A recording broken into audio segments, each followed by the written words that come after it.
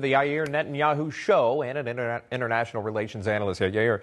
Yair, good to see you. Thanks so much for taking the time. I'd like to start, if I can, with this by reading an op-ed that recently came out in the Wall Street Journal. It says this, quote, "There is no longer any meaningful obstacle to the regime's nuclear ambitions. The Biden administration is too predictable and fearful. The debacle in Afghanistan and the rhetoric about ending forever wars has emboldened Tehran, which now toys with the U.S. through on and off nuclear talks," end quote. Now, we know Iran recently demanded that Biden lift all sanctions, including human rights and other non-nuclear sanctions, that the U.S. has said is not up for negotiation. They're also demanding billions of dollars in sanction relief before talks resume.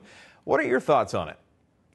Well, the Iranian regime knows that the Biden administration is completely desperate to go back to the nuclear agreement. And I want to make it very clear. The nuclear agreement doesn't prevent Iran from getting nuked. It guarantees Iran from getting nuked. And just imagine that. This is a regime that is no different than ISIS or the Taliban. And it's giving them a nuke because the Iran deal just prolong the time that they are allowed to get nuclear weapons with the American consent and with the international consent.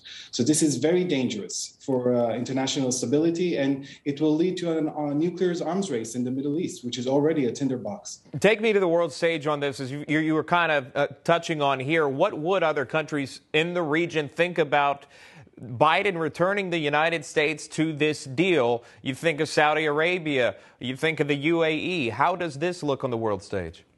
Well, it's a stab in the back for them, not just for Israel, because Iran is an existential threat for them as well. And this approach of the Biden administration strengthening Iran and weakening the allies of the United States in the Middle East, like Israel and the Gulf states. And they're looking for maybe other partners because they see that America is not a reliable ally. And this is very, very dangerous. And it also makes them get closer to Iran. And, you know, if you can't beat them, join them kind of way of thinking. And it leads them to start building their own nuclear powers, which is very dangerous. We'll leave it right there. Yair Netanyahu joining us live on the program. Have a great weekend. We appreciate your time, sir. Thank you very much. You got it.